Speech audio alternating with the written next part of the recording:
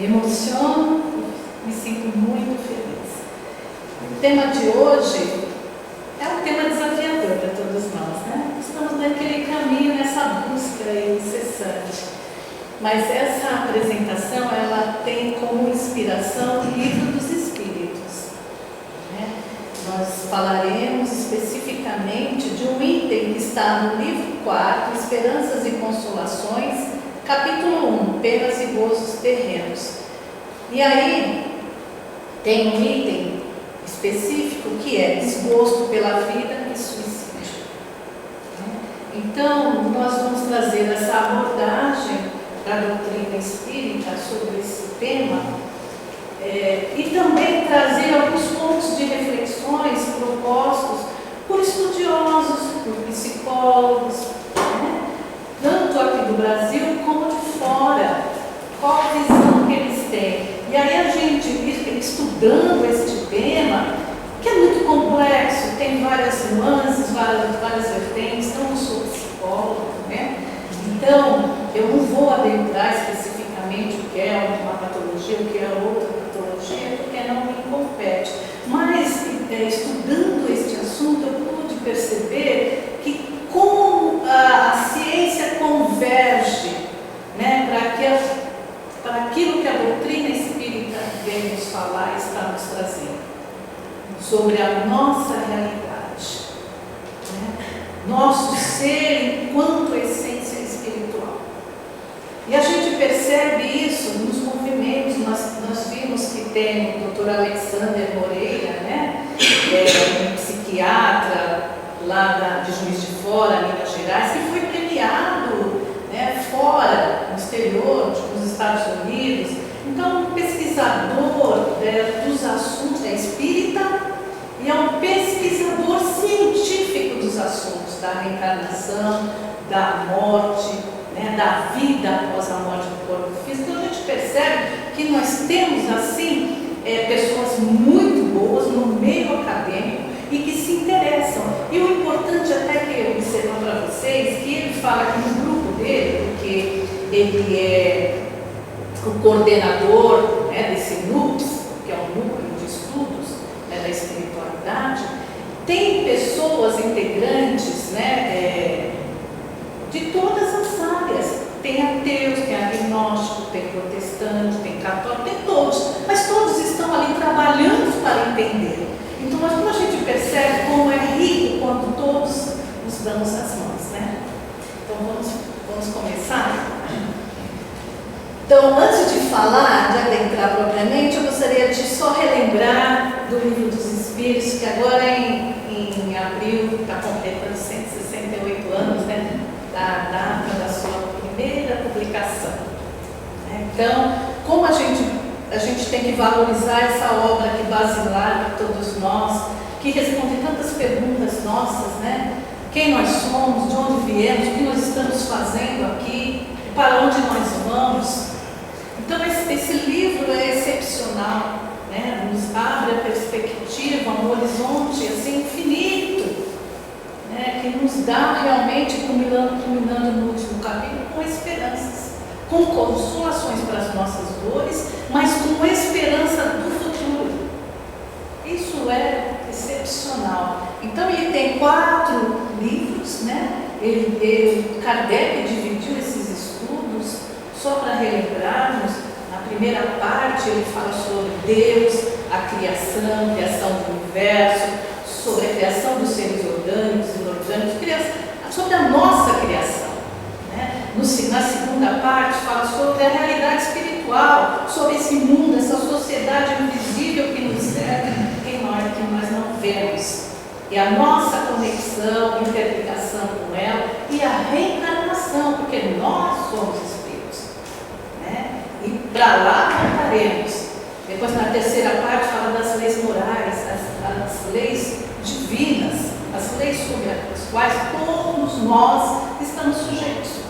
Todos nós. Deus não fez leis especificamente para fulano e para Beltrano. Todos nós estamos sujeitos. Então, Deus não castiga. Nós sofremos as consequências das nossas infrações a essas leis. E fica mais simples para a gente entender, né?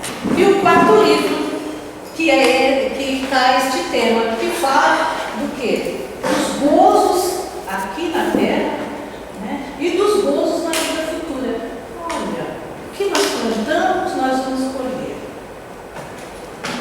Então, especificamente o tema que nós vamos tratar hoje está neste livro, nesse quarto livro. Eu vou passar só muito por cima, porque eu não estou aqui para trazer dados estatísticos, mas para demonstrar que é uma realidade o suicídio. A Organização Mundial de Saúde já nos alerta e tem nos alertado, né? Então, no mundo, a cada 40 segundos, uma pessoa, né, comete essa infração contra o seu próprio corpo. Tentativas são, em média, 20 tentativas para cada ato de suicídio, né? Então, para a gente ver quanto não tem, né? Mas você conta. Desculpa. O que nos chama a atenção, que é a causa de morte entre pessoas entre 15 e 29 anos, mas há registros de suicídio entre crianças, adolescentes, adultos, idosos. Então, assim, nós somos seres humanos, né? E aí, os conflitos, as dificuldades se apresentam nessas diversas faixas etárias. No Brasil também nós temos os nossos casos, né? São 16 mil casos por ano. Então, passando para o próximo, aqui nós vamos falar que realmente está nessa agência Brasil, eles identificam qual a primeira causa, motivo, né, desse ato contra a própria vida, que eles classificam como a depressão, depois o transtorno bipolar e, aí eu coloquei segundo, mas a terceira, as substâncias químicas, né, substâncias químicas lícitas e ilícitas, que provocam transtornos em nós, né, distúrbios em nossos organismos e distúrbios psíquicos. Então, é bom porque nos chama a atenção, conforme André Trigueiro, que é um jornalista, ele sempre fala que 90% desses casos são diagnosticáveis e tratáveis. É que muitas vezes nós não buscamos, né? Nós não buscamos assistência, não buscamos ajuda. Então, se há como, por que não, né, buscar recursos? Mas nós vamos falar sobre o aspecto da doutrina espírita. Vamos para o próximo. Então, nós, antigamente, né, pelo menos eu lembro da minha época, nós ouvíamos falar sobre este assunto, mas não tínhamos conhecimento. Nós não tínhamos uma vivência, não conhecíamos, não tínhamos conhecimento de alguém, de um parente, de um amigo, ou de quem quer que fosse, que tivesse passado por situação similar na sua família. Então, hoje nós conhecemos as situações porque elas estão mais próximas, sinal que é uma realidade, porque antes ouvíamos falar, hoje já conhecemos famílias que passam por esse transtorno ou que já passaram, né? Então, é uma coisa que está acontecendo. E aí fica a pergunta, né? Nós nos perguntamos o que leva uma pessoa a não ter gosto pela vida, né? O que provoca nela esse desgosto, como está no livro dos Espíritos? Por que ela sente esse desgosto pela vida? E aí nós vamos trazer essa abordagem da doutrina espírita, né? Porque Kardec se preocupou e colocou um item específico para estudar isso, né? E os Espíritos vieram ao nosso socorro, nos alertando, nos trazendo muitas informações. Então vamos para o próximo. A primeira reflexão que nós temos que fazer é: quem somos nós? Nós olhamos uma criança e falamos: olha, é uma criança, é um adolescente, é um idoso. Não, você não é uma criança, não é um adolescente, não é um idoso. Você está criança, está adolescente, está idoso, está adulto. Porque você é espírito. E o espírito não foi criado naquele instante da concepção. Então, Então, nós temos uma bagagem que nós construímos no correr das existências anteriores, que nós não sabemos, não lembramos, mas temos sim os reflexos dela em nossas vidas, né? Nós nos conhecemos pelas nossas inclinações. Às vezes a gente está querendo saber quem fomos. Não importa quem fomos, observe as suas inclinações, tendências, pensamentos, ações, você vai ter uma ideia de quem você for. Então nós somos espíritos em evolução, estamos nessa marcha progressiva, né? Trazemos os nossos conflitos. Para quê? Para resolvermos aqui, para ajustar. Então, nós estamos no planeta certo, que nos oferece as condições certas para os nossos ajustes. E olha que Jesus disse, e é um texto que ficou muito marcado em mim, porque eu li muito este livro na pandemia, que foi no roteiro de Jesus, que tem uma passagem lá que eu não sei, não me lembro com que apóstolo ele estava conversando, se era com Pedro. Eles estavam subindo uma montanha, um morro, e aí no caminho, Pedro ia parando de tempos em tempos para tirar a sandália, porque entravam as pedrinhas, né? E aí ele parava, tirava, a pedrinha machucava o pé, ele calçava de novo, seguia. E aí Jesus foi registrando isso, e quando chegou lá, falou: você viu, Pedro, que na caminhada aconteceram essas paradas, esses pequenos obstáculos aí na caminhada sua, que te feriram, mas que você continuou. Ele falou assim: a vida, nossa vida é cheia de obstáculos, mas ele falou que os obstáculos são bagatelas, são pequenas coisas que atrapalham o nosso dia a dia, como uma palavra mal colocada, né, uma falta de um sorriso, ou não olhar para alguém. Então são essas bagatelas que Jesus nos chama a atenção para nós administrarmos. E a gente pensa que nós viemos aqui para grandes missões. E as nossas missões estão aonde? As nossas tarefas, o nosso lar, que muitas vezes a gente procura não olhar ou não quer enfrentar, né? Muitas vezes a gente chega e fala, mas quando a gente sai e entra em casa, nos deparamos com a nossa realidade. E é aquela realidade que vai nos estar nos ensinando no dia a dia a pensarmos o que nós podemos fazer para melhorar. A vida é feita de relacionamentos. E as empresas mudaram, inclusive, o foco. O foco é, hoje, o lema: empresa não é prédio, não é parede, não é construção. Empresa são pessoas. Porque são as pessoas que constroem a empresa, que dão rumo a ela, que estabelecem um ambiente harmônico. As empresas estão estabelecendo carta de valores, identificando valores como humildade, simplicidade, estabelece como os funcionários têm que se comportar uns em relação aos outros e com o cliente externo. Então é bom, porque a empresa está se voltando para esse lado humano, para entender a pessoa não só como a mais ali, mas como um ser importante, integrante de todo aquele contexto, de toda aquela engrenagem. Então nós somos esse ser em construção. Então podemos muitas vezes trazer alguns conflitos, algumas falhas, né? Podemos trazer as nossas tendências e inclinações? Podemos trazer inclinações, por exemplo, para o suicídio. E aí vem como prova para a gente enfrentar algumas situações, porque a gente se sente seguro que vai conseguir vencer. E aí, quando os pais recebem uma criança que, nessa faixa da infância, está predisposta a receber valores, nós podemos educar. A deusa Sam, que é uma psicóloga espírita, fala que nós temos um recurso importantíssimo que a ciência não tem, que é a doutrina espírita. E muitas vezes nós não usamos, né? E eu achei até importante, porque o que ela falou coincidiu com o que eu li chamado Vivências do Amor em Família, do Divaldo Pereira Franco, que ele fala que ele observou numa época que muitos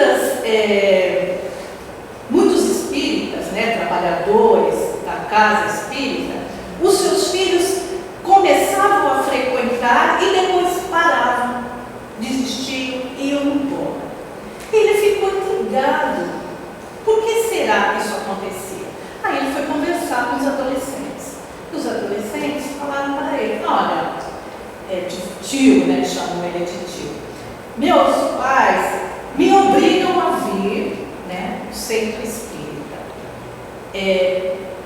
Meus pais, eles trabalham, um trabalha no passe, outro trabalha na sessão mediúnica, mas quando chegam em casa, eles brigam feito cão e gato.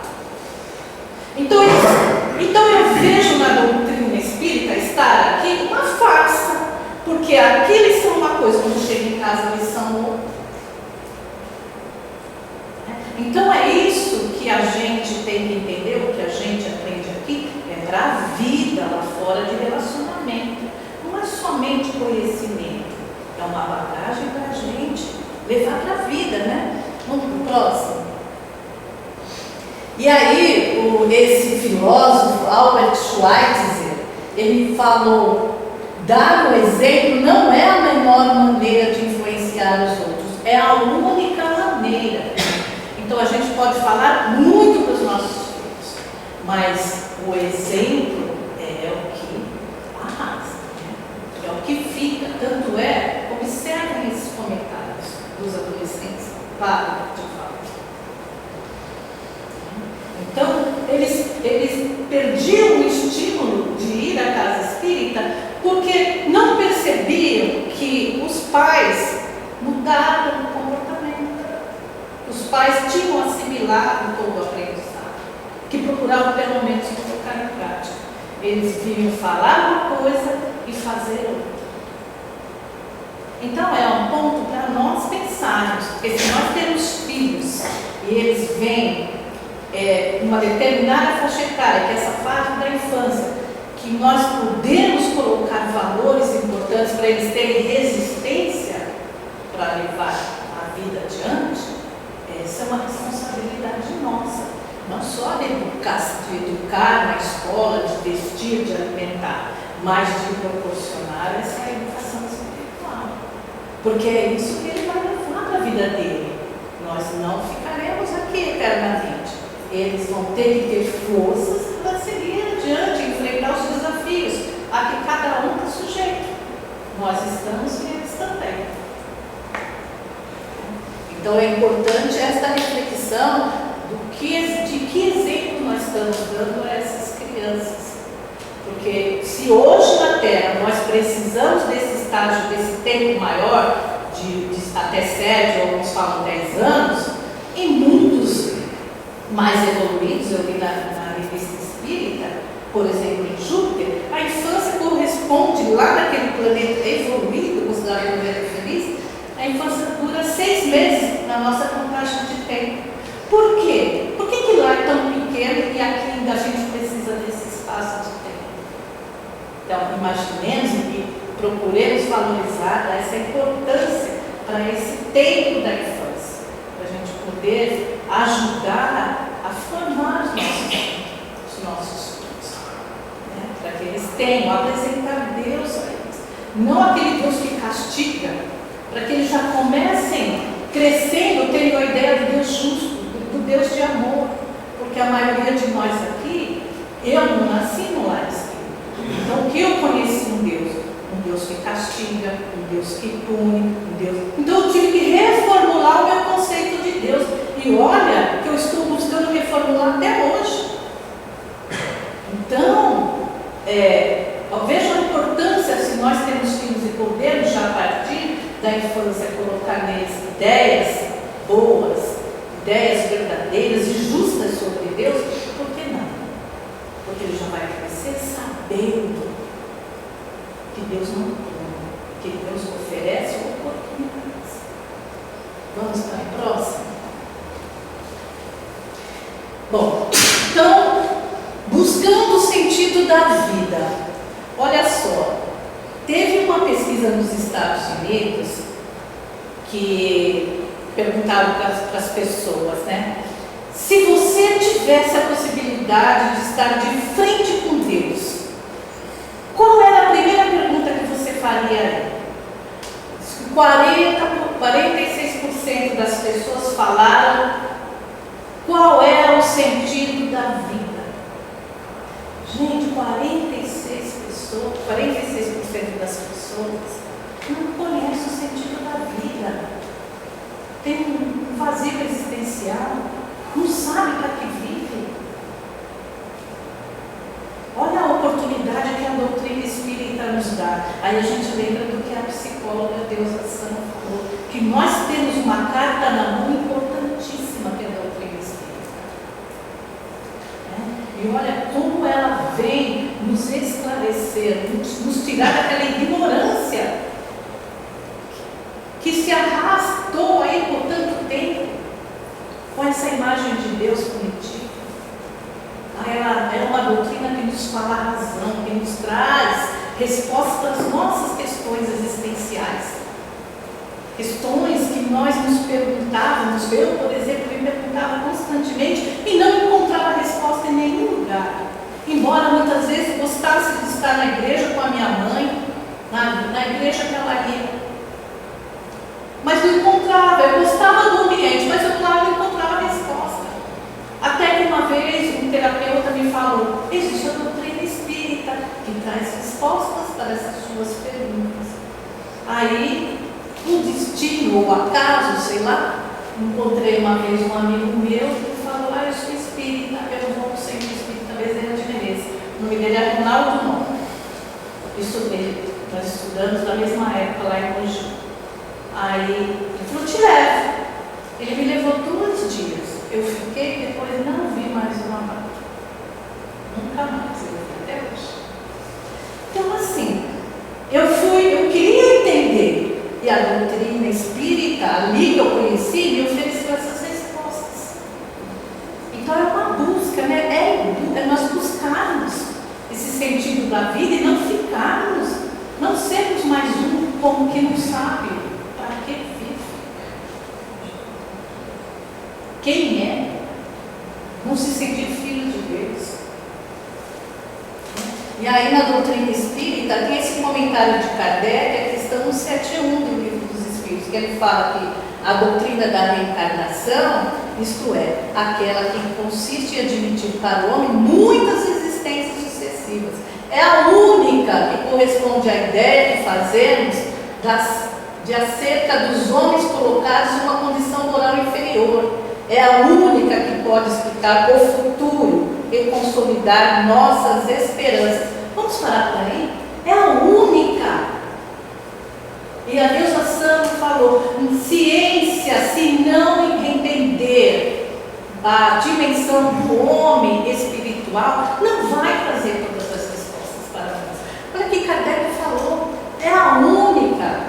Este processo reencarnatório que nós vivemos é o único que justifica as nossas mazelas, as nossas dores, as nossas diferenças sociais. É o único que justifica tudo.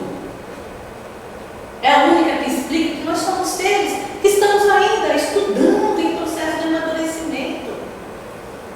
Hoje estagiamos aqui, amanhã podemos retornar de novo. E assim nós vamos. Quantas existências teremos? Não sabemos. Mas é a única, como diz Kardec, que nos consola e nos dá esperança de que as coisas não terminam aqui, de que o que passamos é passageiro, são lições, são aprendizados. Vamos para o próximo?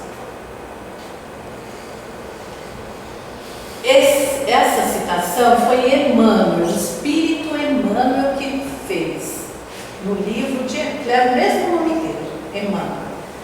Ele fala assim, muito antes da encarnação, o Espírito faz o cômputo de suas possibilidades, estuda o caminho que melhor se afigura na luta da perfectibilidade. E de acordo com as suas vocações e segundo o grau de evolução já alcançado, escolhe, em plena posse de sua consciência, a estrada que se lhe desenha no porvir, fecunda de progressos espirituais. Então nós não podemos falar, eu estou sofrendo aqui, é justo, obra do acaso, não sei o que, castigo. Não, olha quem. Nós escolhemos, nós nos conhecemos, nós temos a possibilidade de escolher, né? As vivências que nós queremos ter enquanto encarnados. Mas a gente não vem aqui com uma programação para falhar, a gente vem aqui com uma programação para ter sucesso. Tem um livro que é Nossos Filhos São Espíritos, que ele cita um trabalho de uma psicóloga que fez regressão de memória com 700 pessoas lá nos Estados Unidos. E ela diz que acho que 90% das pessoas relataram desse processo de regressão, que ela repetia a memória das pessoas até a fase uterina, disse que 90% das pessoas disseram que a morte foi tranquila, foi simples, foi suave. Que o grande medo deles era reencarnar, porque ele sabia do compromisso que tinha, da responsabilidade que tinha assumido para chegar aqui e cumprir suas tarefas. E o medo de falhar. Então falou que a dor para essas pessoas que eles se sentiram mais assim apreensivos era com a encarnação, não com a desencarnação. E nós pensamos no inverso estando aqui, né? Então para nós percebermos, né, que a nossa visão às vezes é bem limitada, mas que a gente faz esse programa, que a gente tem a possibilidade de escolher as provas, ou de pelo menos, se forem sugestionadas pelos benfeitores espirituais, de aceitarmos sabedores que eles nunca colocam peso nas nossas costas, não é que podemos. É sempre no intuito de nos ajudar. Sempre. Né? Então a gente vem com umas tarefas que nos competem, porque nós temos recursos para isso.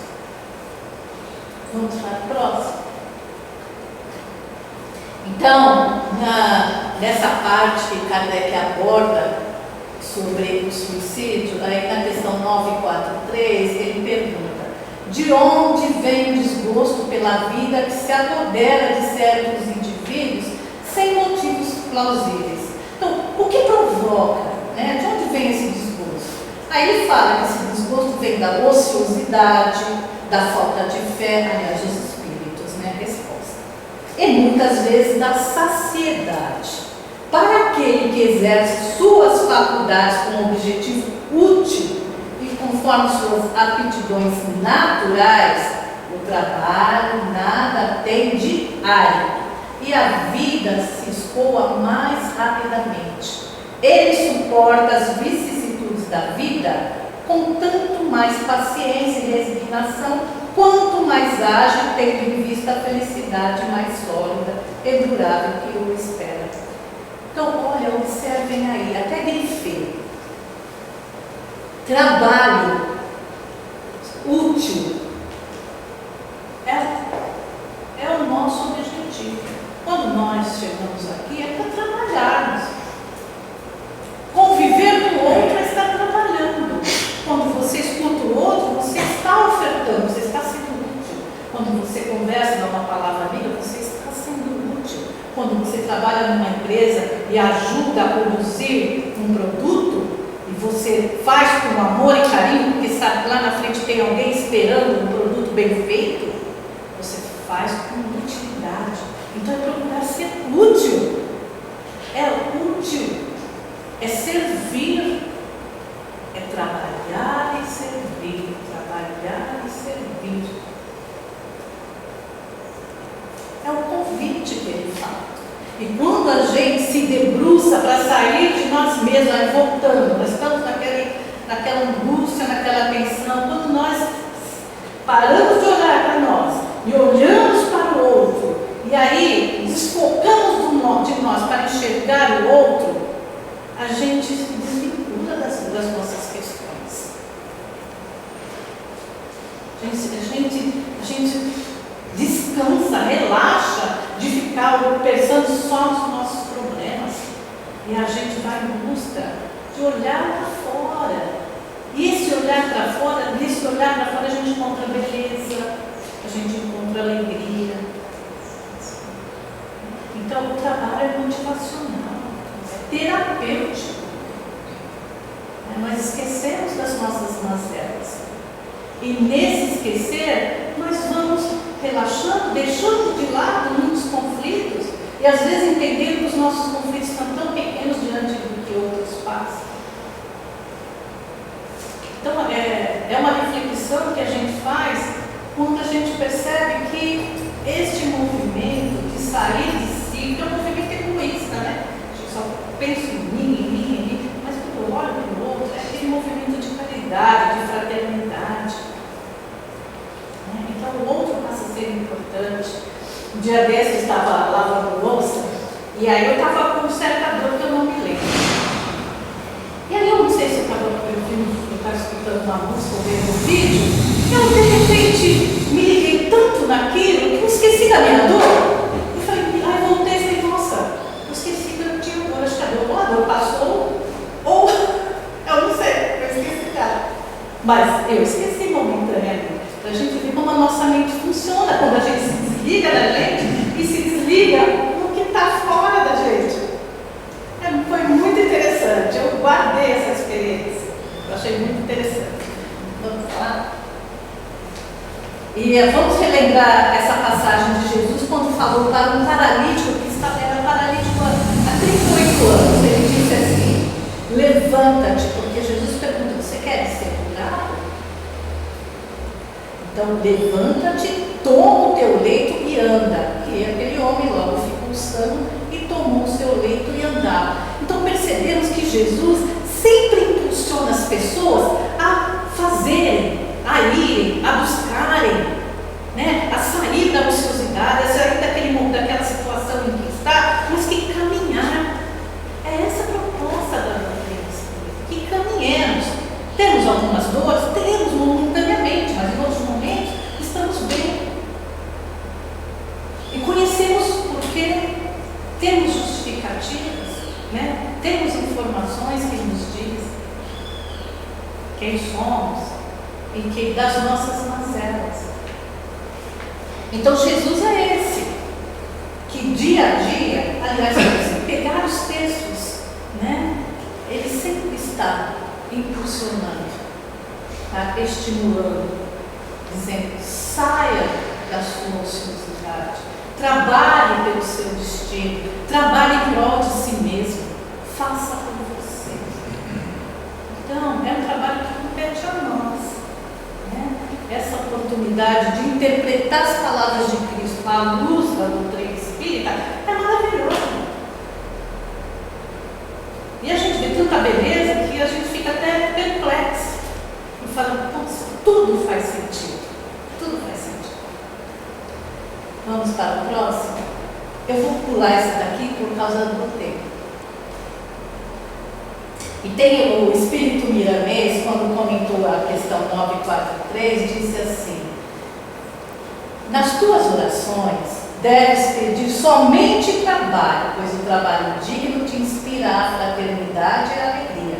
Começa pelos labores materiais até atingires a essência do exercício da caridade.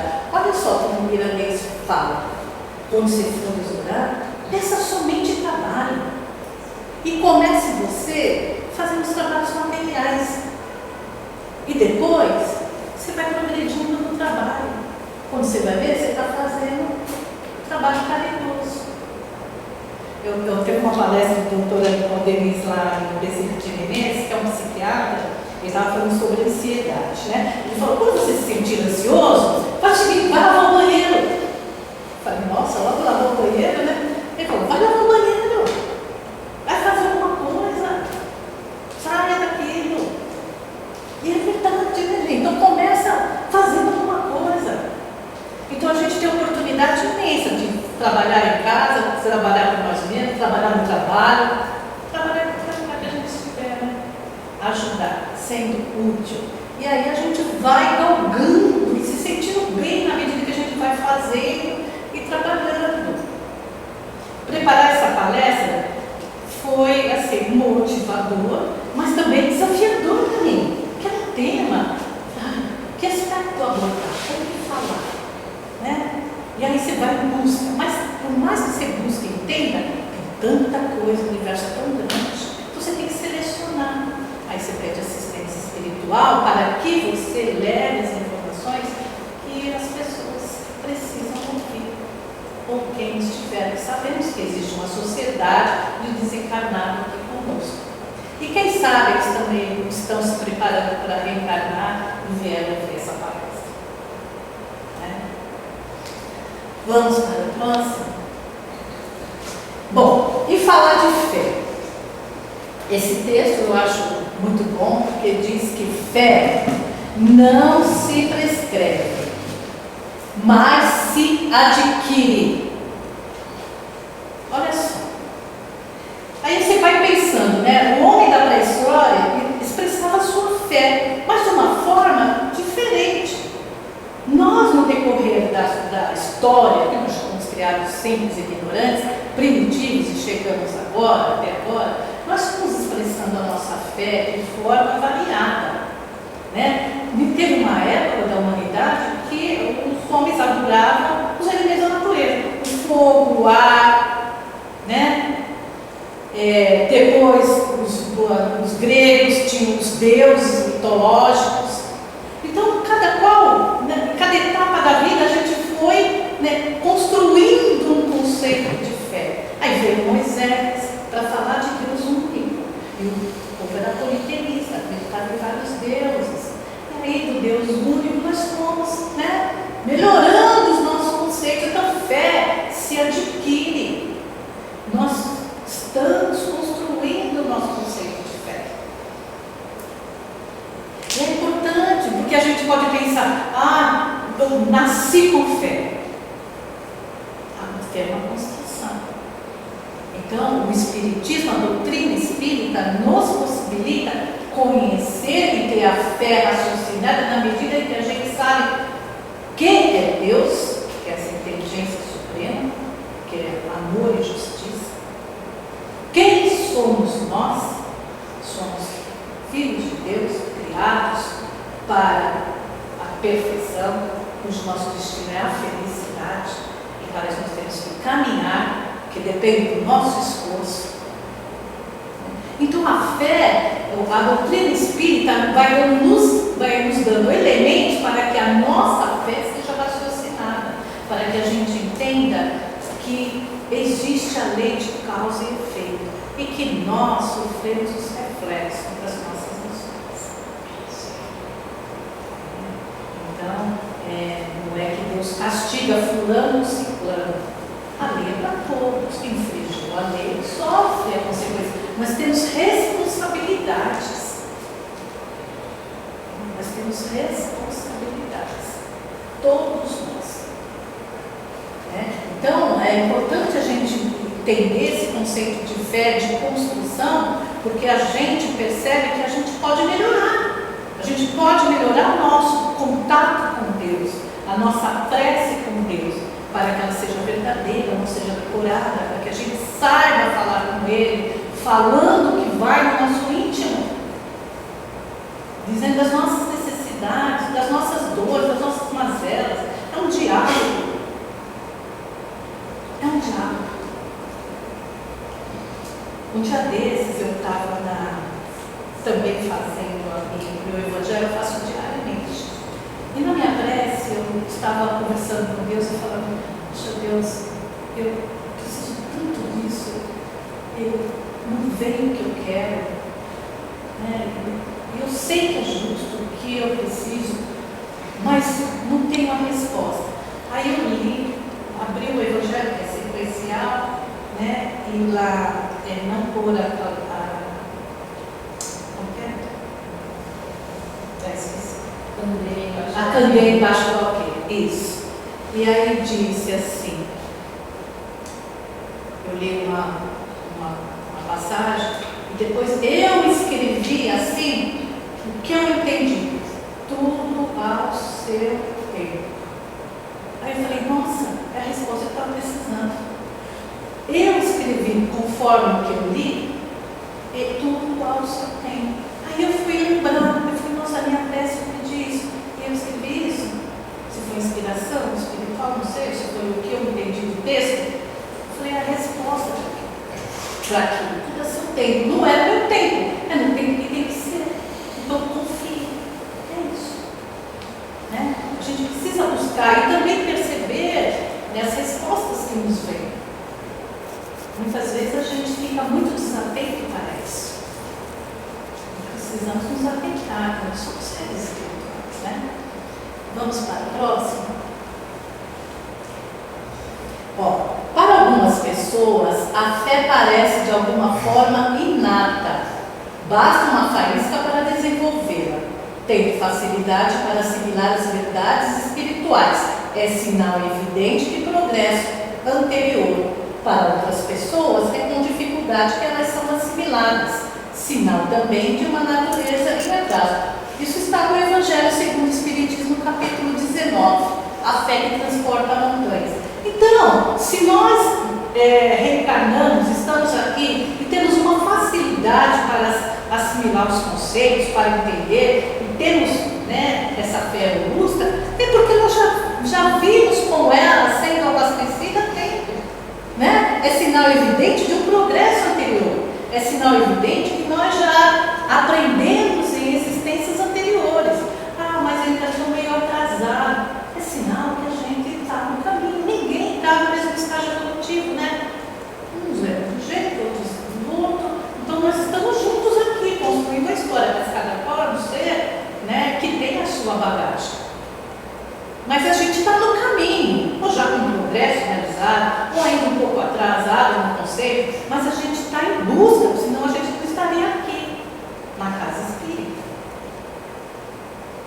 Então, é uma realidade que a gente tem que parar para observar. Vamos para a próxima? Olha, eu vou pular essa, eu vou para a outra.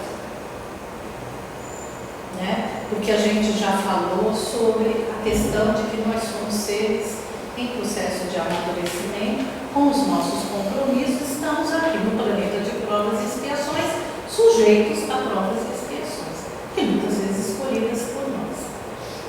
Aí tem uma questão, quando Kardec aborda essa questão do suicídio, que é a 957, que fala quais são, em geral, as consequências do suicídio em relação ao estado do espírito, ou seja, desencarnado. Como está esse espírito? Aí os espíritos falam, as consequências do suicídio são as mais diversas, não há apenas fixas, em todos os casos, sempre relativas às causas que o produziram.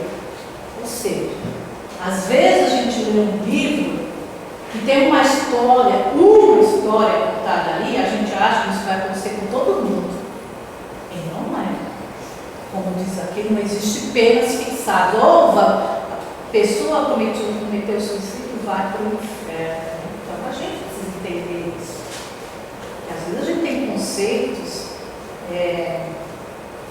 que não são cabíveis. Essa questão das penas fixadas. Olha, não vai todo mundo ao mesmo tempo. Não. Aqui está dizendo que as consequências são diversas. Nós não sabemos, porque existem atenuantes, existem agravantes, existe toda uma situação. Cada ser é um mundo de vivência, é uma realidade. Então a gente não pode dizer que no mesmo caso se adequa a todos os demais. Então a gente precisa ter muito cuidado quando a gente fala isso. Né? Vai ler o livro, vai todo mundo para o Vale dos Suicidas. Não é. A única consequência que todo mundo vai experimentar com este ato é descobrir que não resolveu os problemas e se arrepender. Que ali está escrito, que o suicida não pode escapar é o arrependimento. O destino não é o mesmo para todos. Depende das circunstâncias. Então, gente, não generalizemos. Né? O destino do espírito após a desencarnação, nós não sabemos.